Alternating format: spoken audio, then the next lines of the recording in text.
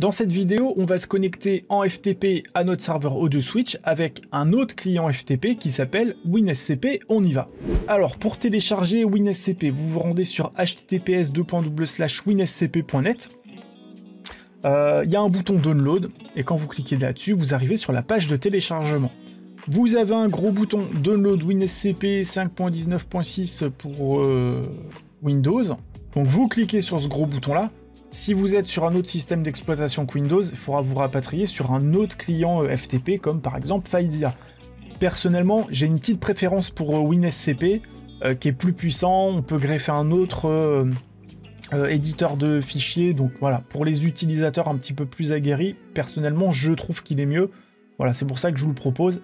Pour le reste, vous allez voir que c'est à peu près la même chose. Alors, une fois que vous avez installé WinSCP, vous pouvez le lancer. Et je vais vous montrer comment on se connecte. J'ouvre mon client FTP, je vais faire nouvelle session. Je vais remonter tout en haut, je vais cliquer sur le bouton nouveau site.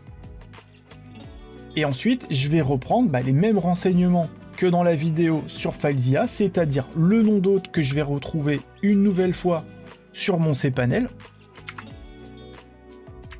Le numéro de port, on va mettre 21.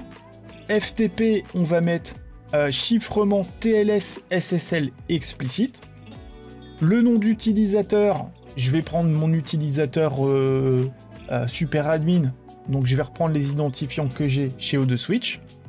Voilà, et quand vous avez renseigné tous ces champs-là, vous pouvez cliquer sur Sauver. Je vais l'appeler Digital Cookie Demo O2 Switch. Et je vais enregistrer le mot de passe, ce qui n'est pas bien normalement, mais voilà, je le fais pour celui-là. Voilà, et donc je peux le récupérer dans la liste à gauche et cliquer simplement sur le bouton connexion. Il me fait popper une alerte en me disant je connais pas ce serveur. Je lui dis c'est normal, c'est la première fois qu'on se connecte, t'inquiète pas, donc vous pouvez cliquer sur oui.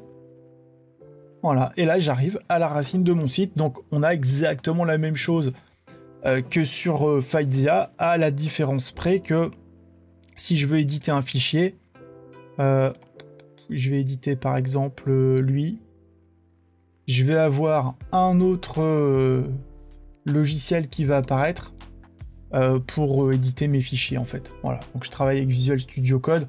Vous pouvez utiliser l'éditeur de code de base qu'il y a sur WinSCP, il fait très bien le taf. De toute façon, pour les vidéos qu'on va faire sur les formations gratuites, on n'aura pas de choses très techniques qui nécessiteront d'installer un éditeur de code lourd, entre guillemets, comme Microsoft Visual Studio. Donc voilà, pour vous créer un compte avec WinSCP, ça prend vraiment 30 secondes, et une fois que vous avez fait ça, vous pouvez travailler sur tous les fichiers de votre serveur. Et donc voilà pour celle-là.